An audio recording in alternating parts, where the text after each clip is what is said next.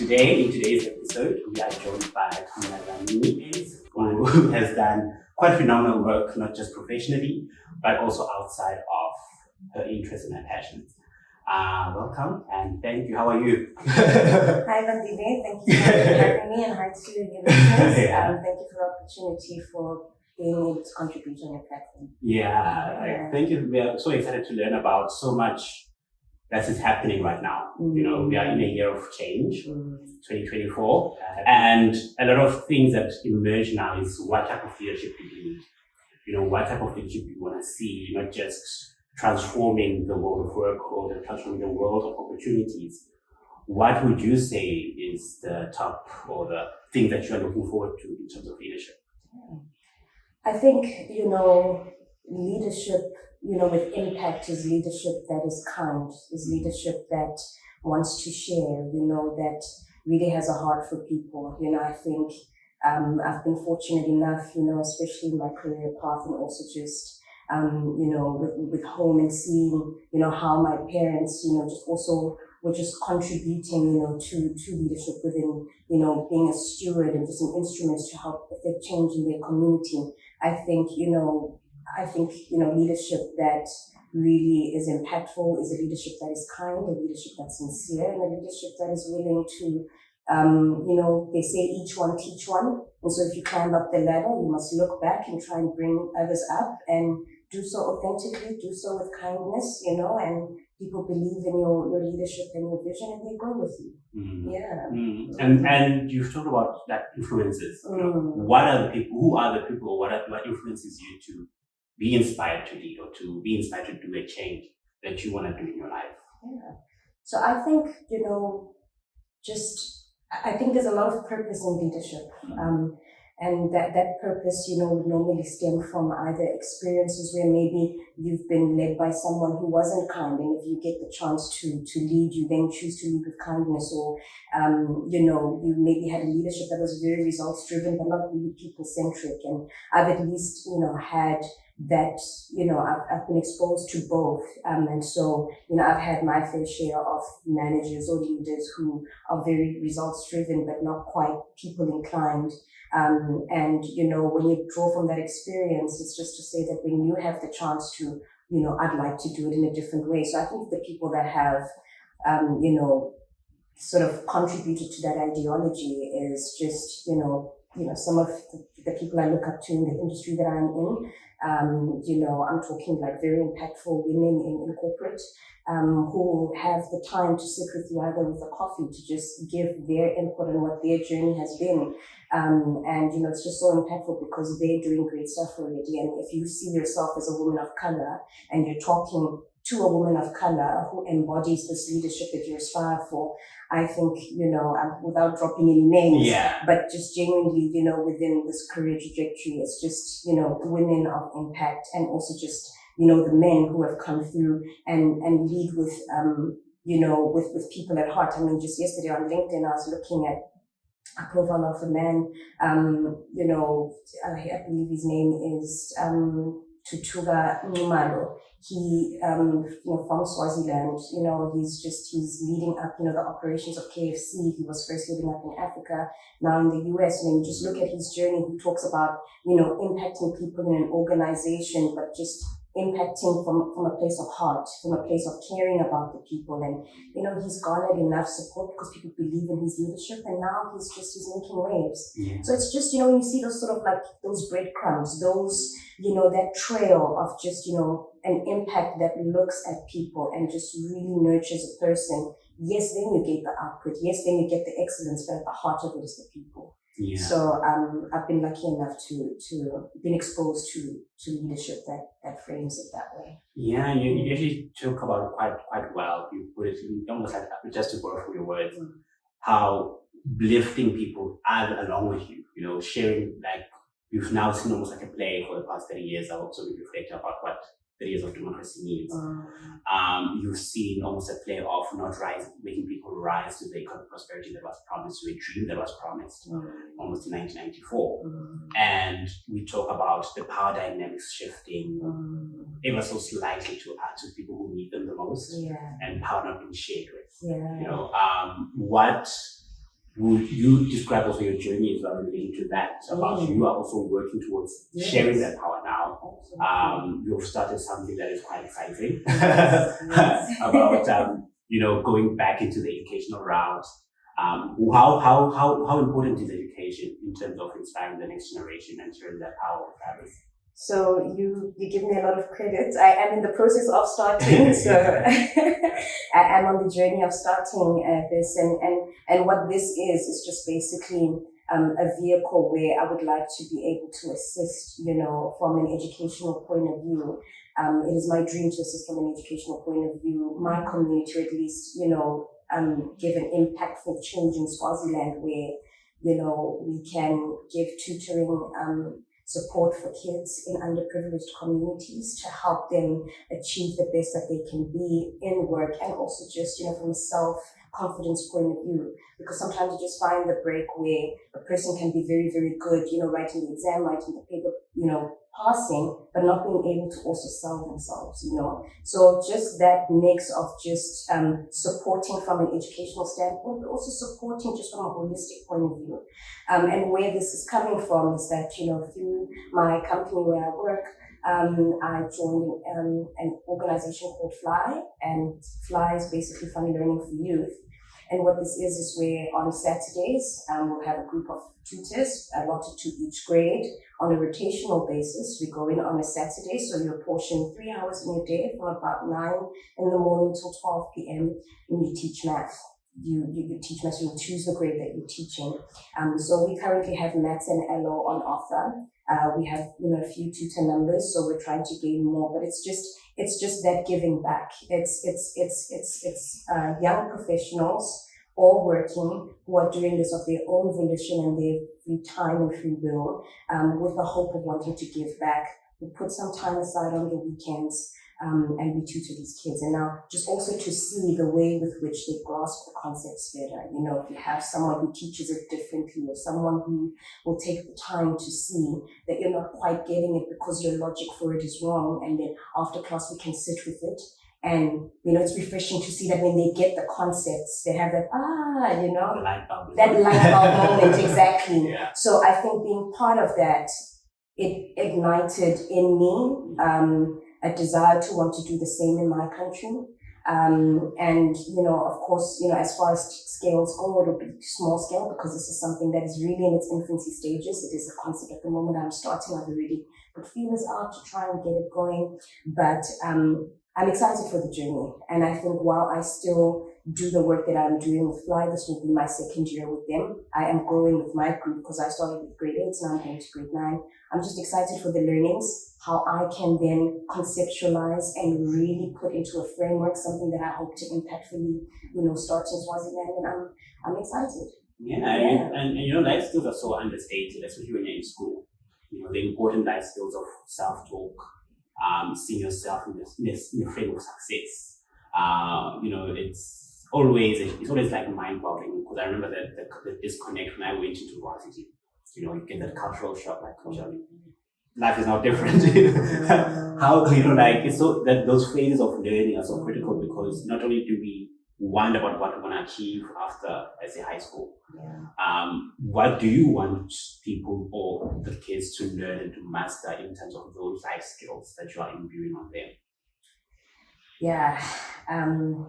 As you asked me this question, I'm just thinking about, some of the kids who, we've just recently gotten our matric results. Yeah. And, while there's some kids who have done very, very well, there were some kids that went to life to see their results.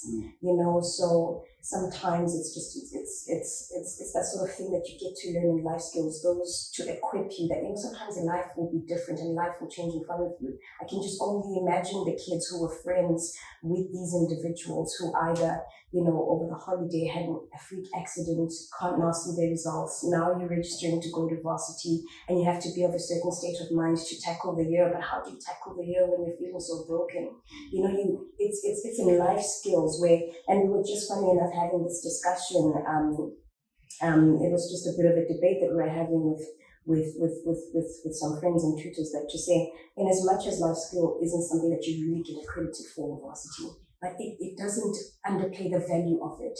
It's a safe space where you can get to interact with kids, things that they're probably not comfortable to talk about at home or not comfortable to talk about with an adult, even an adult maybe who's an aunt or an uncle that they can confide in. But now they can have a space in a classroom or in any sort of community forum where among peers they can discuss about their social challenges, and they can do it in an area where there's no judgment. And so in those moments, they can share harrowing stories like this, or know, or maybe even hear of stories like this, so they can understand that these things happen, what sort of avenues you can use to heal if you do need it. Like I've mentioned, grief, because these things are happening, and outside of school and outside of trying to pass your maths or your physics or your science to get into varsity, there's this life element that we cannot help but look at, because life stares you in the face, and what can we do?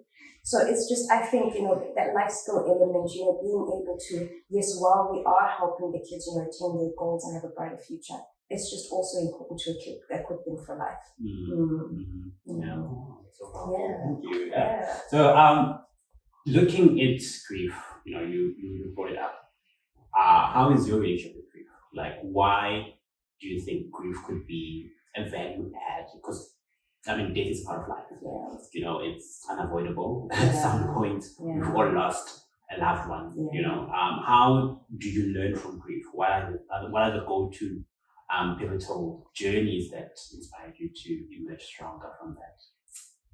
Yeah, so grief. Yeah, very heavy. Yeah, I forget which movie they say this things like grief, my old friend, or darkness, my old friend. But it just feels like a synonym. Like you say, grief is a part of life. For me, in my personal journey of grief, I've just come to learn that there's just grief teaches you that there's a balance to life. It's a very hard lesson to learn, but you learn that there's a balance to life. Just like how, the sun has its chance to rise and the moon has its chance to, bring, to bring about darkness, as it were, because, rules over the night somewhat, but there just needs to be a balance for this. And I guess from my personal, journey of growth is I've learned that resilience has to be the answer that you have to grief. Grief will come at you as a flood, but you have to have resilience for it. And I guess the best example that I can draw on, actually the two examples, because they really impacted and changed my view of grief. So I had tried to attempt my CFA. That was during my third attempt in November of 2021. I was meant to write, so this is the 19th of November. And I had experienced the horrible loss of my mom on the 2nd of November, so literally just 2 weeks before. And when I tell you that I had this very militant study routine for 6 months where, if I'm working, I work throughout the day, and then at night I'll go and I'll do a gym session between, 5:30 to about 7. From 7:30 till 9 till 10 every day I'm studying. It's during the week. On a Saturday I'll have 6 hours. So I had a very militant routine preparing for this day. And 2 weeks before that, air was knocked out of my lungs. Just, everything that seemed that was my plan just completely went out of sync. And I had to go through that. And I remember thinking to myself, I'm not going to defer it. I'm going to continue with it. But, I was studying in tears, how do you prepare for that? It's the last thing I ever thought would happen when I started that year, and, had my goals, ready for the year. So I wasn't sure what I was supposed to learn. I didn't know what the value add was of grief at the time. Fast forward to 2 years later, last year, my dad was battling cancer, and it was another blow again. You start the year feeling like, okay, you're going to put all your effort into what you've planned, and you're going to give everything you can for, you've got your last parent, you just, everything that you ever do is for them, for him, to make him proud, and also to make sure that you attain your goals. And, I'll never forget this moment where I had a really great opportunity at work, to chair a forum on a topic of interest that's really near and dear to me, about sustainability. And thought leaders in this area, were called upon and asked to contribute to the forum, and it was a great turnaround. And so 3 months worth of work that was put toward this was just finessed down to mic check, everything was just, every presentation good. And then 19 minutes, literally 19 minutes before going live, lights, camera, action, I get a message on my phone, my dad's in the ICU and all his vitals have completely shut down. And I had 19 minutes where I gave myself 5 minutes to cry as much as I could in the bathroom, compose myself, go out there, do the last checks, mic checks, and then, just give about a very, very good forum. And it went well, it was excellent. And then right after that, I was on a flight going to see my dad, so it's just, I didn't know what journey grief would give me, but in the quiet time, over the festive and just reflecting on just this very close series of loss. My brother also, my eldest brother having heart failure, and the 6th of September 2022. So it's like year after year having this loss, and I'm sure many people can, identify with this. I mean, we come from COVID, people were losing, loved ones left, right, and center, And so, but how do you continue? So grief makes you realize that there's a part of life that needs to be tenacious, that needs to be resilient, and you can't learn this except to go through it. And in it, you have to just remember that, while there is grief, life is also beautiful. So let's live with what we can. And where you can make an impactful change, do it. Don't waste the day. Don't waste the year. Don't waste the time. If there's something in your heart, if there's something that you hope to do it, put your full back into it, and it will work out. Somehow it will. Yeah. And how has that almost engaged your self-talk? Yeah. How you view yourself as well in the world of change? How has that relationship been like in this sequence of events? You go through life not knowing that you're going to have that loss. Yeah. So close. And and that was something that I really feared. I'm a very, family-oriented person. Like I really, really love family, and so when all of that changed, I was just like, what I knew that, what life was about, what centered me is just given way right beneath me, So what has changed, or at least what I've learned from that, is the worst that I ever thought would happen has happened. And so because the worst has happened, all I can be is live with my full self. Anything that I'm scared of has happened. I've lost the people that I love, and the ones that I have, my siblings, we're going to love with all that I have, and appreciate the moments every time. And so it's given me an appreciation for time. It's given me an appreciation for life. It's given me an appreciation for legacy.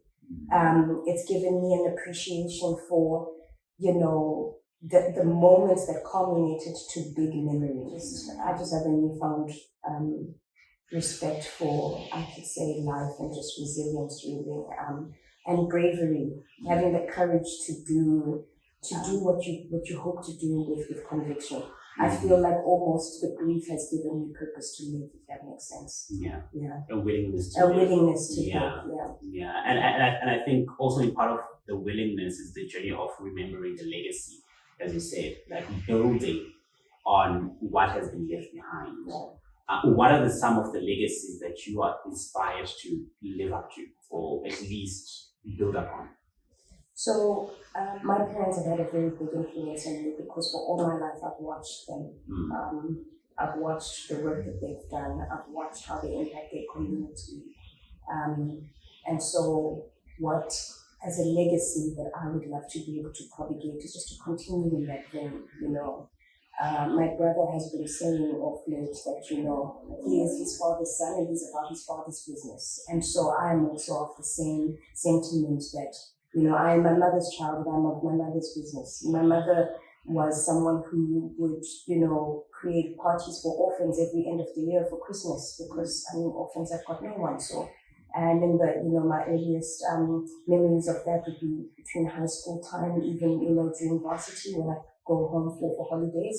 She would have these parties, and it's like, we're in the kitchen, we're catering, we're interacting with the other women in the community who've come through to give their time and their hands to contribute to such events. It's just, caring for the community for the children, that don't have parents, and just with any donor aid that comes through, she would be someone who would also just want to be able to call and say, guys, here's jerseys for the winter. She was just always doing that kind of work. I'm being very heavily supported by my dad as well. So I think, and this is where my desire, my hope, and my plan to have this impactful educational change that I'd hope to do through this tutoring initiative that I'm hoping to bring about is just to continue in that legacy, to give back, to have a positive impact, because, truly the children are our future for tomorrow. Yeah. Oh, what a beautiful encapsulation of a legacy. And I think now touching back on what you said about education and the journey towards, that. I mean, it's hard to now step into leadership. I mean, you've been fortunate to, like, for example, as you say, despite the calamity around the events or the timing of the opportunity, you've been fortunate to be presented with an opportunity to lead. How, like, looking at back when you were in office, when you were coming up into the ladder, how does that reality feel? Do you feel like when you're in office, you knew it, I want to be a leader, I want to be this, I want to do that? Or how has that transformation worked? I definitely, especially like when you're like a young person, like in high school, you have big plans for yourself. In university, you're like, I'm doing it, Hey, but at some point, varsity was just like too much. I was like, I'm just trying to get through this degree. Get money. Get this money. So I've always relished that opportunity to be a leader, not knowing how I would get there. If I'm being very honest with you, I didn't know how I would get there. I didn't know the plan ahead of me. All I had was just the purpose. All I had was the desire for it. Because I see the purpose in it. And like I say, being modeled by the people that I've seen right in front of me as I grew, my parents, it's just something that I felt like, should I have the opportunity, I'll put my full force into it. And like you say, just having been afforded an opportunity in leadership, I think I just would like to be able to execute it with heart, really, and with kindness. I think the most impactful, like I said, the most impactful leadership is the one that is people-centric, that is kind, and that, yes, we are trying to collectively achieve the goal, but can we collectively achieve the goal with the thoughtfulness that there are people behind who are rallying us to this goal, There is no leader without the people. True. Leadership is null and void if there's no people behind it to back you, or there's people that you can work with. So I just I'm looking forward to the journey, and I didn't know I would get here, but taking on every opportunity that I can to do whatever I'm given, do the best of my ability with, and then just do it with conviction, not half-ass it really. And you then start to stand out. You get to stand out, to be seen as a person who has the potential to lead.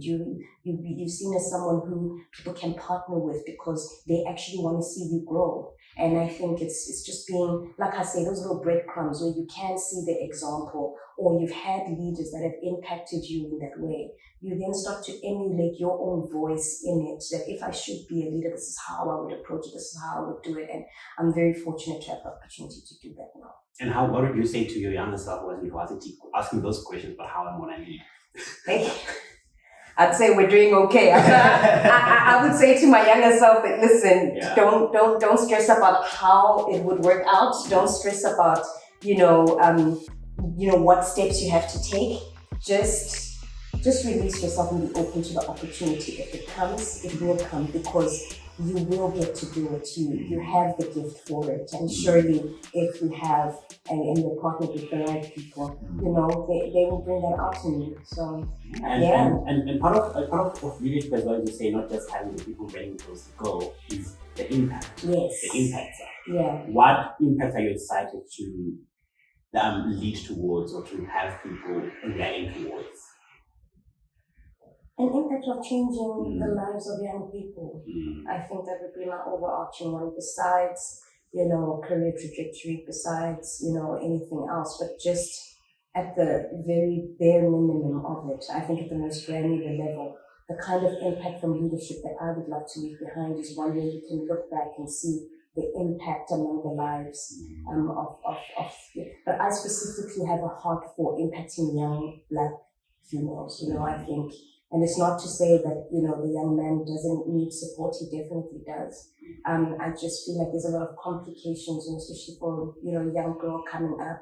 Your body's changing. You're also trying to understand life, and you're trying to navigate things. So I think just from a and then again, I guess being a Black female myself, I think I would understand and be more patient with the journey of a young Black child, a young Black girl. And I'd love to be able to, like you say, each one teach one. As you go up the ladder, you look back, you bring them up the ladder with you. And so that's my heart, and that would be my focus in the long term, to impact the young females out there. Yeah, in the way that I can, with whatever experience I can share with them that they can learn from, and in whatever way that we can for them to have a better future. I'm so excited about that. So am I. I think now, just switching gears a bit about growth, you've demonstrated quite a lot. What would you advise people who want to impact about growing into different stages of their own lives? Like, what are the key lessons and what are the tips and the tricks that you unlock for them? I think just always be open to learning. And I know sometimes that sounds very open-ended, but sometimes very great and deep concepts can be only summarized in that way. You really just have to be open to learning. If you don't know, put up your hand and say, I don't know. It takes humility for you to learn. And you can never say that you know everything. Because especially we're living in an ever-changing, fast-paced environment, there's like discoveries happening, extraterrestrial, there's like rockets being, set up to space, AI is here. So there's just so much that's changing. You can never really say that you know it all. So if you're just humble enough to learn, and just being able to know that if some things are outside of your hands, you have to just learn how to go with the flow and see what works for you. It makes me think about a very simple prayer that my dad used to like, which was to say, give me the courage to change the things that I can, and the serenity to accept the things I cannot change, and then the wisdom to know the difference. Like, I should be able to know the difference of what I can change, and if I can change it, let me have the courage, let me have the bravery to affect that change. And if I cannot change anything and it's outside of my hands, give me the serenity to accept it. And then also just the wisdom to know the difference. It's been, I think I've known you like in the shortest amount of time that I've made you, like 2 years, I think. This is the second year. This is the second year, yeah. I remember our first conversation. I think we were at a certain coffee spot. And I remember thinking to myself, wow, you have such a powerful presence. Like, you had a powerful presence. It's like memorable. Like, I'm like, okay, this person has a voice. Like, the voice is very there. How did you come to master that presence? Sure. That's a very powerful question. Yeah. Failure will humble you. Yeah.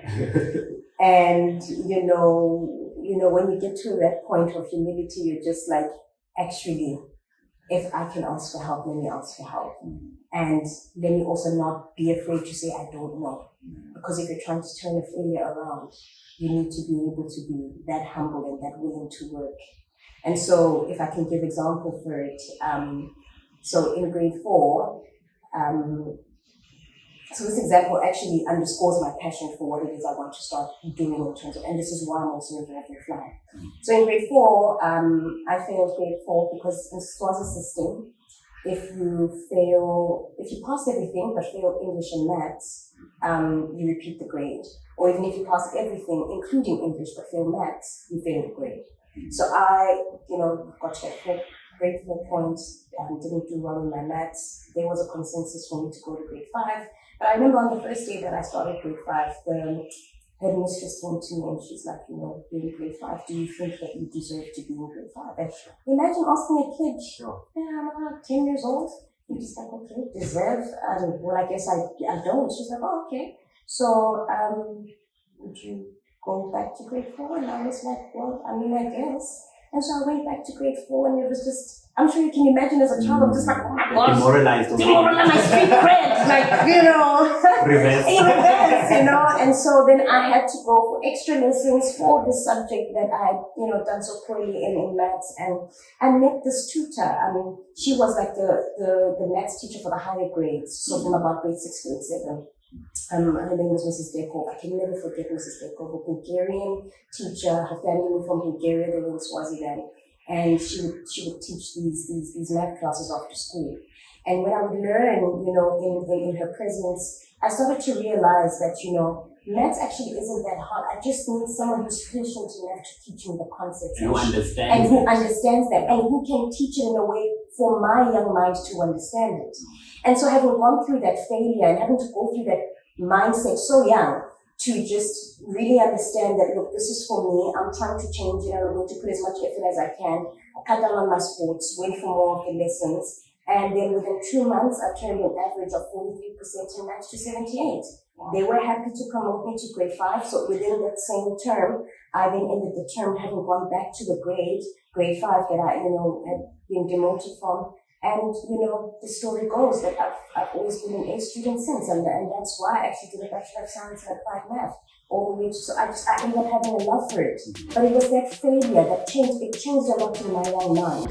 I never ever held back from saying, I don't understand this. Yeah. Because you go into a class and the teacher will say, do you have questions? And I would have the questions, but I said to myself, that, I'm not trying to fail again. Yeah. I'm not trying to go through that again. And know the feeling, And so then it then, with the byproduct of that was me being vocal. Yeah. The byproduct was me being able to challenge and ask questions on a concept. Because if I really am trying to understand it, and if you ask me, if you open the floor for questions, I'm going to ask you questions because I'm not trying to fail this. Yeah. So then I think that's where I learned. It empowered me to ask questions. It empowered me not to be embarrassed. It empowered me to say, look, I don't get this, please teach me. And, it changed a lot for me. That was my growth. And that I think is also just like the fine thread in my giving back, in my being involved in Fly, and in what I'm hoping to achieve. The legacy, it also ties into legacy. So it just feels like a full circle moment and just an opportunity that I'm just very humbled to just, to really, really do. And I'm excited about actually. Yeah. Yeah. So I really hope to. On that journey. Thank you. Yeah. And I really hope to end the year having started something. I know you're going to be my accountability partner. Yes. So I'm excited for the journey. Yeah. It's going to be a good year. So what are the milestones that you're setting up for this year, right? So you say accountability number 1, kindness, impact. Yes. What else do you want to measure yourself come the end of the year? Happy New Year. I want to have less procrastination. Yeah. I'm very intentional about having less procrastination, and to be less, to procrastinate less, you have to be intentional about doing work. So and your time. Yeah. Exactly. So that's another thing that I'm looking forward to end the year off on a note of no procrastination. Just, close your eyes, go into it, and get help when necessary, because it's only when you start a thing and you put your hand up and say, look, I need help, you'd be so surprised at people who'd rally behind you. Yeah. Especially because if you're doing something that's so meaningful and people have already started that journey, you can have learnings from them. You can have, a wisdom. Those who've gone the path before can show you how to navigate it better. So mentors. Yeah, so definitely. So I'm definitely looking forward to that. Yes, leadership with impact and kindness, but definitely one that's also proactive. So less procrastination, really accountable, and just going in there and just going in for the win. Yeah. As a catch-22, what are you learning about this year? I'm learning to listen more. Yeah. I'm learning to listen more. And how is that going?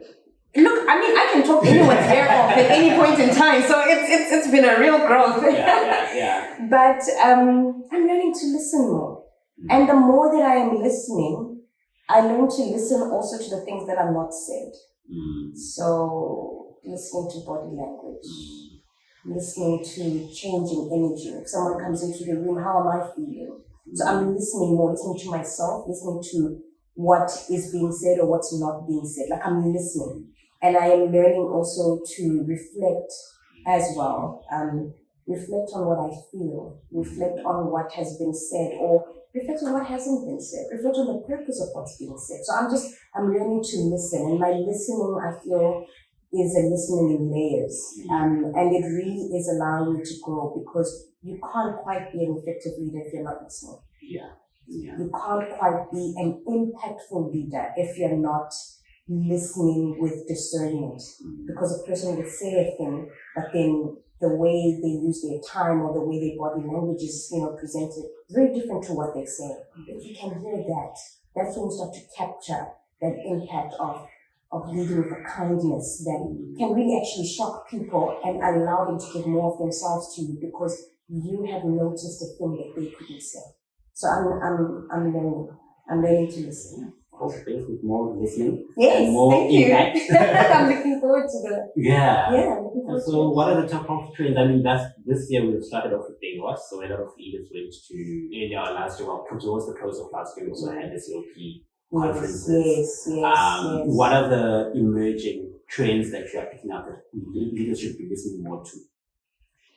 I think there really is a shift that's happening, and I'm not sure if it's because of the times. I should think it is the times, but there's a lot of shift that's happening politically. Yes. Emerging markets are now becoming geopolitically. So it's just a lot of shift, and I think there's a voice that the people are having, which I think is a voice that says we want growth and we want it now.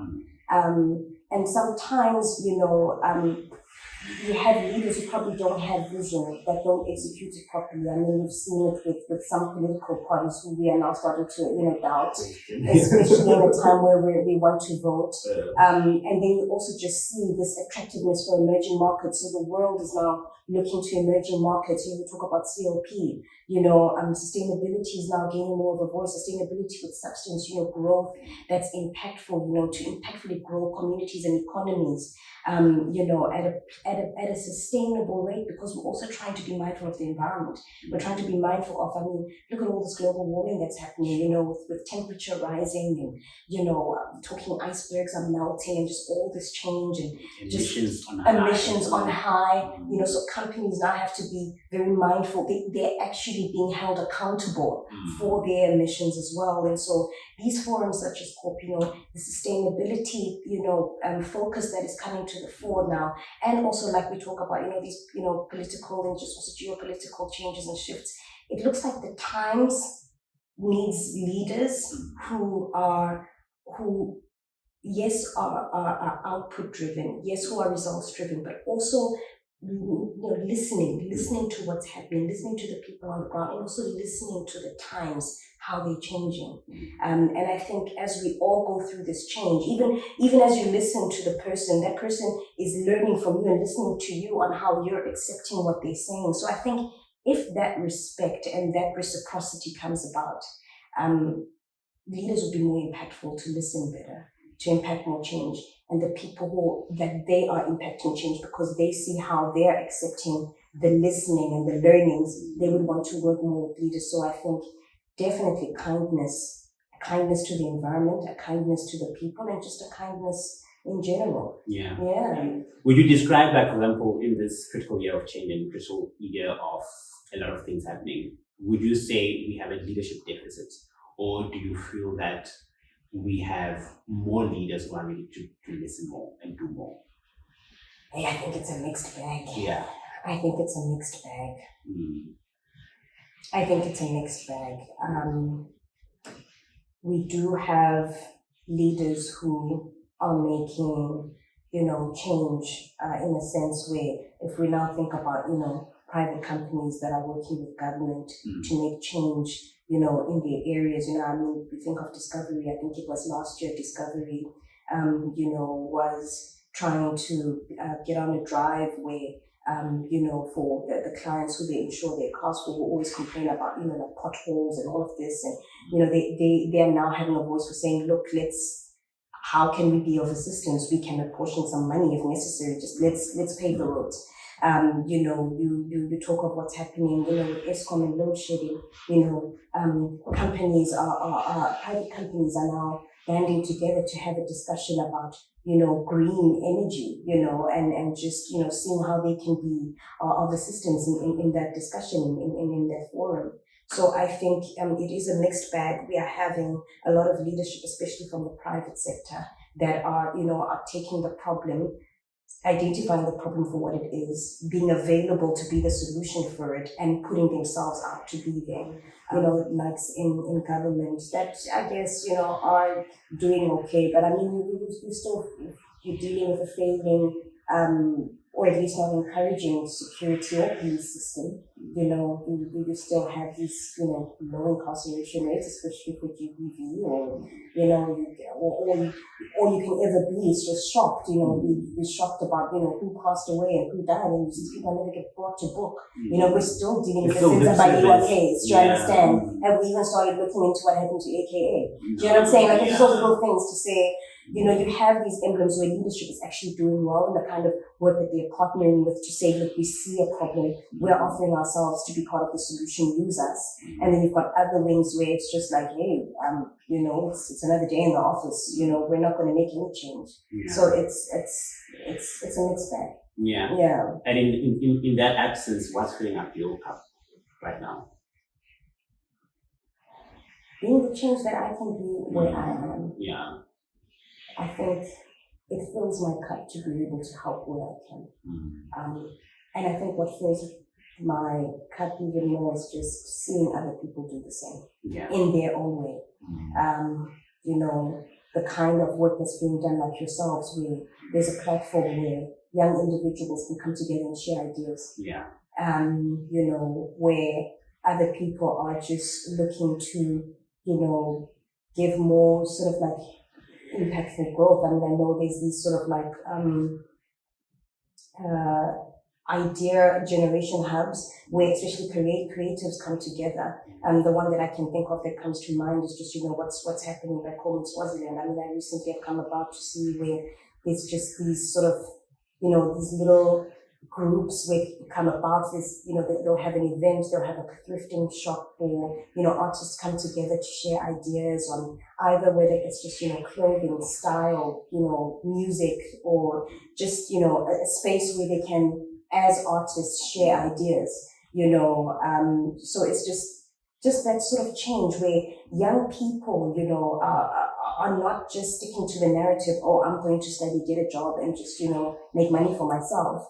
There's another drive of just saying we want to do more, we want to be more. We are not just, one thing. Yeah. We're multifaceted, and we want to be able to express that in the time that we have, and in our passions as well. And if we can have more people do the same, we don't know, this could actually just start being the change that we need, because we've got a lot of young people that have got great ideas and great passions and great voices, and they don't only just have to end in a corporate space or in a 9 to 5.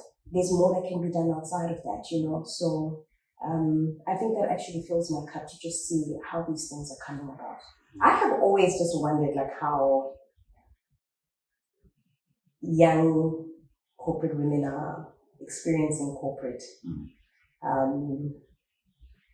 How is your experience? How is corporate for you? Hey, corporate, I think everyone's feeling about corporate is that, corporate makes sure to get its pound of flesh. But I think while that has been my experience in my career journey, I think now I'm in a place where, yes, they do want the output, but they care about the person. So my corporate tone, I think, has changed. At first it was, output driven, get your pound of flesh.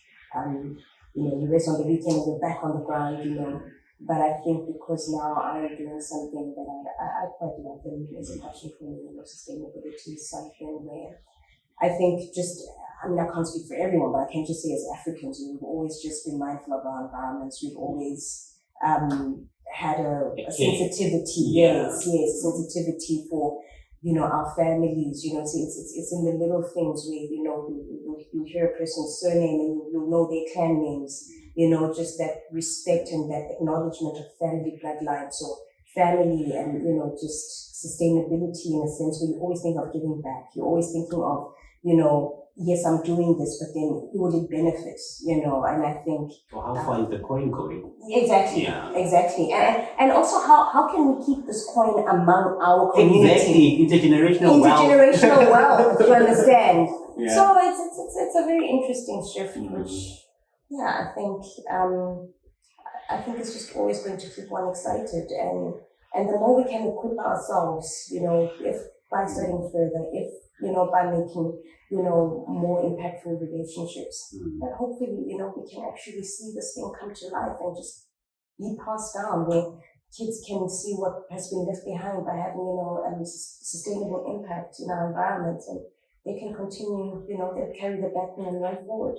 And I think like preparing that reality, that shift that you said, like that, because I remember when I started working, there was a big disconnect. Because I was thinking to myself, sure, I'm walking into this world of work, and you see lesser people like you up the chain. Yes, there's you can say that again. You feel very invisible. Yes. You feel lost in the sea. And after like maybe your career hopping and I don't know, job hopping and house hopping, what would you say are the key things that you'd advise people who are going to that reality of corporate, going to that reality of work, and how would you better prepare them for that? It's definitely going to be a shift. Yeah. And it really needs a mindset shift.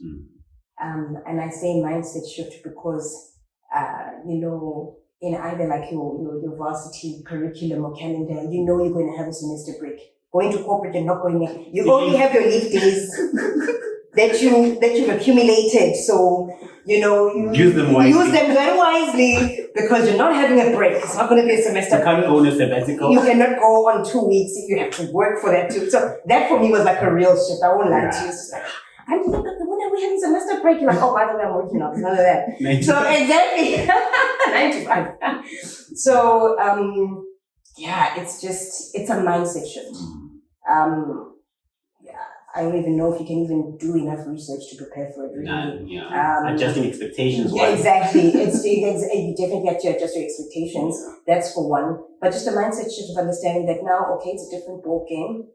It's a different structure, different principles. This is how it works. And as I go through it and as I try to understand myself in it, because you definitely have to give yourself time to understand yourself in the journey. For you to be able to create, I say you create a brand at work. Everybody does. Whether you think about it or not, you do create a brand. And your brand, I feel, if you're going to try and make a brand that you are hoping to outlive you, and by outliving you meaning that you have a career from it. You have a career from it, but also you get noticed enough where you get spoken about in rooms where you're not there. So if you have a brand that is just very simple, you're going to be on time for work. Whatever work that you have to do, you do it with the best of your ability. You do not half-ass it. My motto has always been, and it's something that I've borrowed from the Bible, which says, you must work as unto the Lord. So if you're going to work as unto the Lord, you're not going to do a half job. You're going to come at it with all that you have. And so if you can do that, of course, making sure you don't burn out, because burnout really is a thing. Yeah. It's very real. So it's finding that balance that works for you, where you're trying to give excellent output. So you're working hard because you are trying to build this brand. You do need to have your name spoken about in rooms or at tables where you cannot sit, right? But then would propel you on your career. But it's because of this brand that gets you noticed, that remembers that, oh, Bandile, in these meetings where you cannot speak for yourself, where there's opportunities for growth, where there's even financial opportunities for change, that you are front and center because you've just stuck to doing the simple things consistently. And you're doing it with excellence.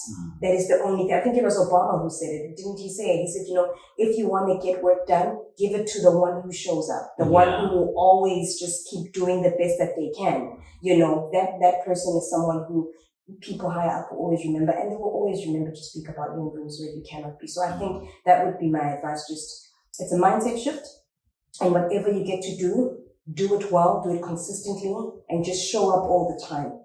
You cannot be the person who will choose. Yes, you can take advantage of your sick days. So yes, okay, you may choose to call in sick, but at what cost? What's it going to do to your brand? You have to almost have an entrepreneurial mindset as you go into it.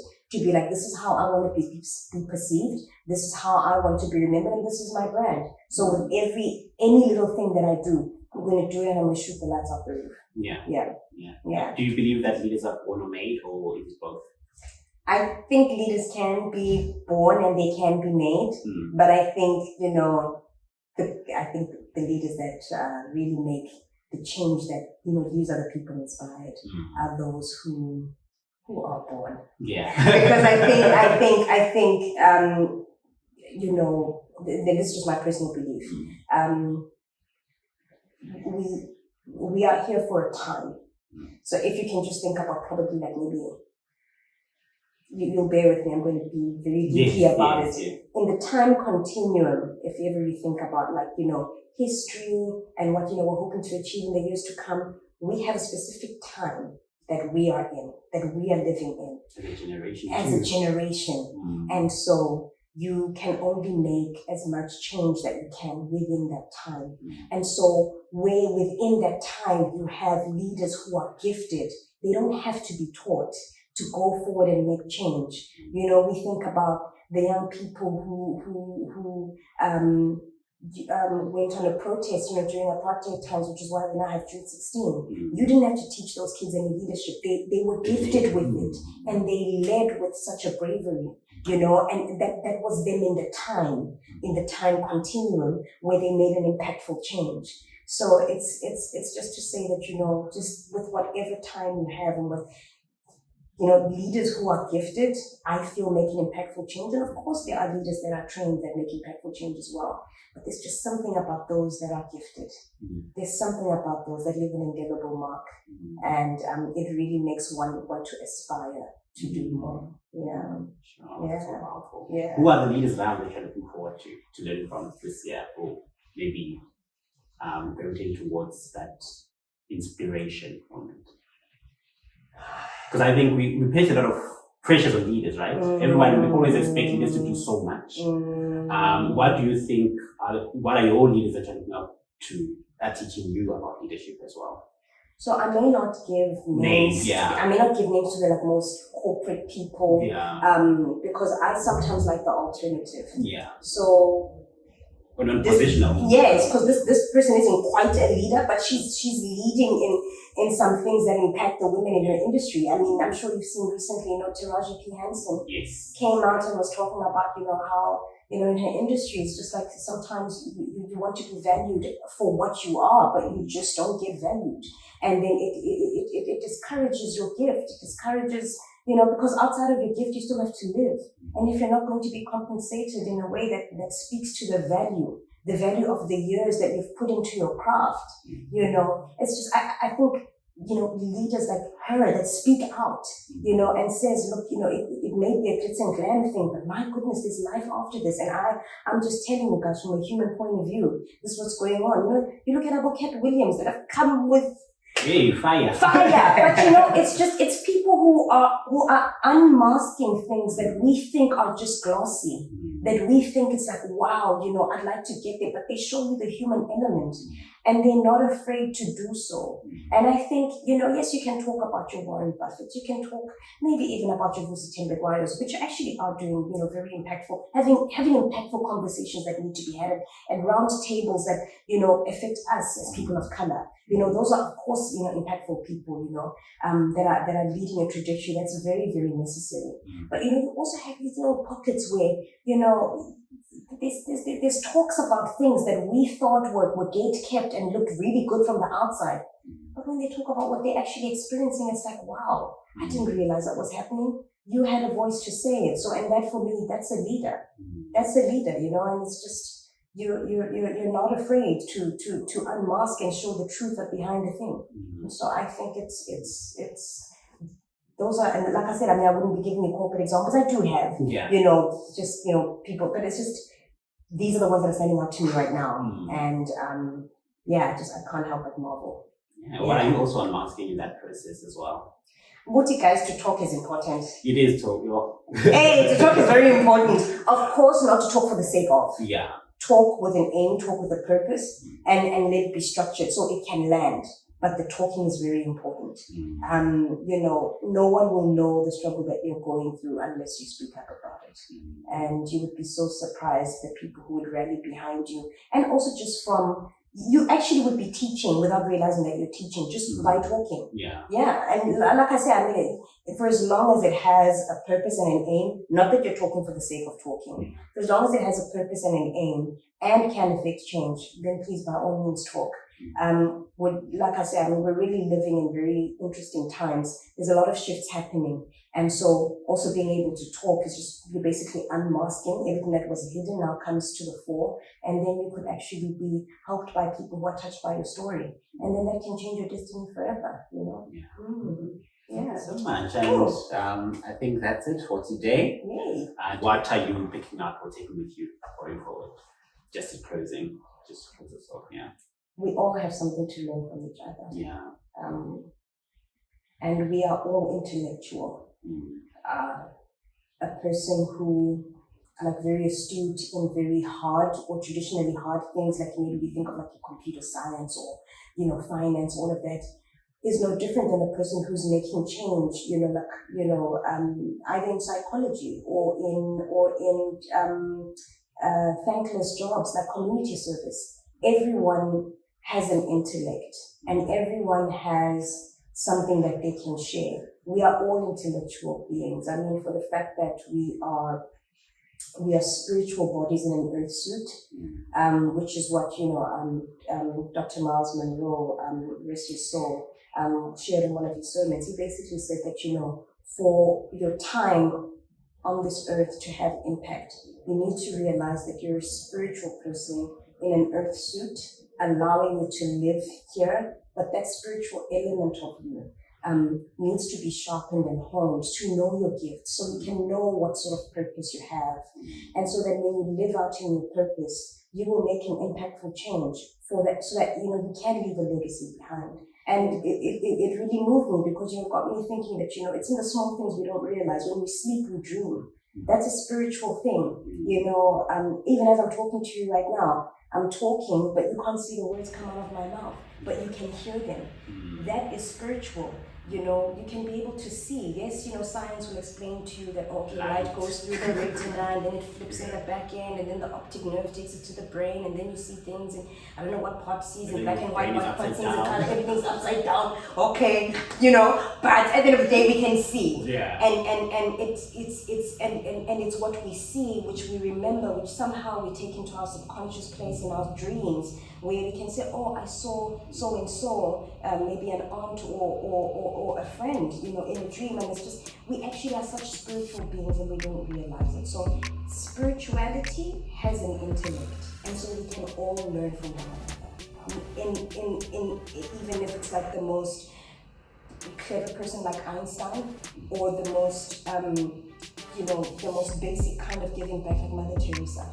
Everybody within that value chain, whether most, high IQ or maybe not so high IQ, everyone has an impact that they can give because there's an intellect in them, and because they're spiritual, and everyone's a spiritual being who has an intellect. We can learn from each other, and so I think that's the one thing that you can never discount someone. You can never discount someone. Yeah, everyone has a place, and if you find your purpose, you will be more impactful, and you leave the world a better place. Thank you. I can't add or subtract anything that has been said, done, sealed, delivered. Thank you so much. Thank you.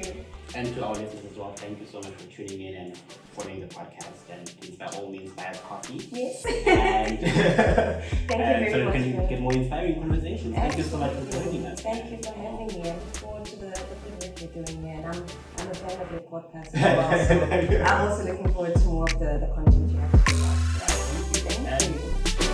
That's a wrap.